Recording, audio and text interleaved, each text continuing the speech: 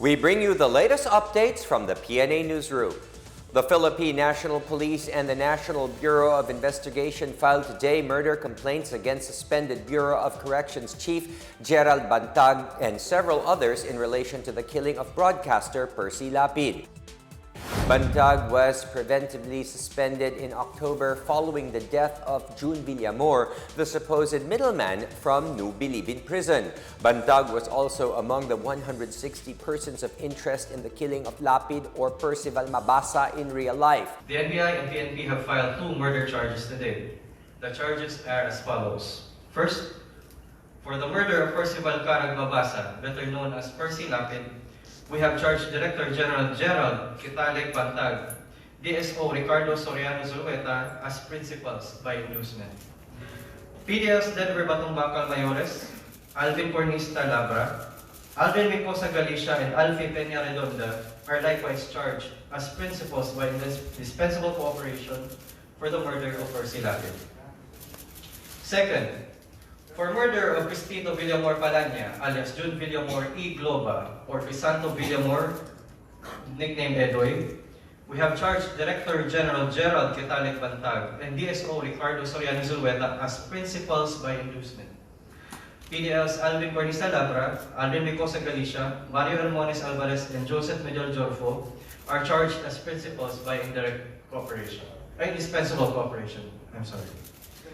PDLs Christian Dizon Rama, Ricky Lamigo Salgado, Rodi Pabustan de la Cruz, and Joel Alog Reyes are charged as principals by direct participation.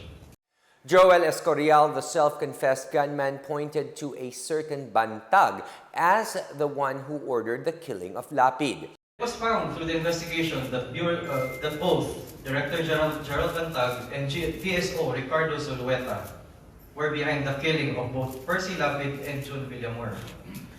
The sworn statements of the PDL show a clear and direct line of communication from Director General and DSO Zulueta to Denver Mayores, who communicate with Alvin Labra, who then coordinated with Alvin Galicia, who then orchestrated and executed the killing of Percy Lapid through his gang members and his gang members' contacts on the outside, ultimately ending with gunman Joel Escorial and his group. With respect to June Villamor, the same sworn statements of the PDLs show a similar clear and direct line of communication from the Director General and DSO Ricardo Zulueta to Denver Mayores, who communicated with Alvin Labra and then coordinated the same with Alvin Galicia, who then orchestrated and executed the killing of June Villamor through his gang members. This time, June Villamor was suffocated to death by a plastic bag and held by his own gang members. Meanwhile, the brother of Lapid said he wants to make sure that there are no more personalities behind the alleged mastermind in the killing. In a radio interview, journalist Roy Mabasa said investigators have already identified 2 possible masterminds. He said Bucor officials may have been the ones behind the killing. He said he is worried about his family's security as long as the masterminds continue to walk free. Mabasa is also hoping that the 3 other suspects who are at large will soon be caught. Escorial identified Israel Di Maculangan, Edmund Di Maculangan, and a certain Orlando as his accomplices in the killing of Lapid. A new round of price adjustments for fuel products will be implemented on Tuesday. In separate advisories, oil companies will increase prices per liter of gasoline by 1 peso and 40 centavos per liter. Meanwhile, prices of diesel will go down by 50 centavos per liter and kerosene by 35 centavos. The changes will take effect starting 6 a.m. Analysts said the adjustments are based on the seesaw movement of oil prices in the world market. The city of Tacurong in Sultan Kudarat is now under tight security following an explosion inside a bus on Sunday that killed 1 and wounded 11 others. In a statement, Philippine National Police Chief Rodolfo Azurin Jr. said security forces have been deployed across the city to find leads and pursue the perpetrators of the attack. Meantime, they are still looking into the motive and suspects behind the attack. Azurin assured the people of Central Mindanao that the full might of the PNP and the government will be used to arrest these criminals. Meanwhile, police are looking into some persons of interest who may have been involved in the bus explosion. Police Colonel Rogelio Raimundo Jr., Deputy Regional Director for Operations of Police Regional Office 12, said they are still collecting evidence and statements to compare with previous incidents in Tacurong. However, they are looking into extortion as a possible motive. A unit of the yellow bus line from Kidapawan City was on its way to Tacurong Public Terminal when the explosion occurred. In May this year, there was also an explosion in another unit of the yellow bus line in Coronadal City. The PNP is looking into the involvement of terrorist groups. The Department of Transportation assured that the construction of the new Manila International Airport in Bulacan is in full swing and will be open for business on target date.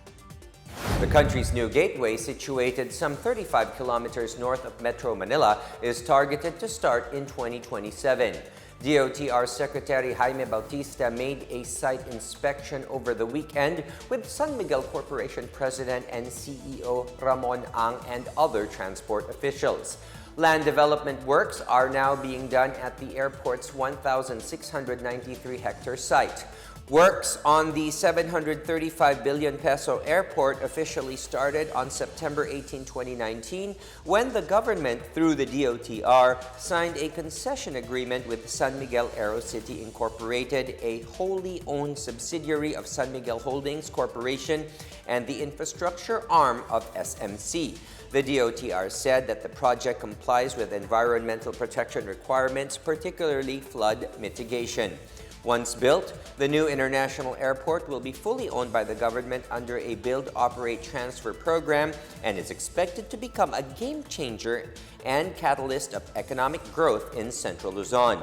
Phase 1 of the airport will have a capacity of 35 million passengers per annum, is expected to generate more than 1 million jobs and rake in increased foreign direct investments and higher exports. And that is the latest and the biggest stories from the Pna Newsroom. For more news content, visit our webpage or head onto the Philippine News Agency's Facebook and Twitter accounts. We are also shown on the social media pages of the Office of the Press Secretary and Radio Pilipinas RP1. Stay tuned for more news updates. I am William Theo. We tell stories that inspire change.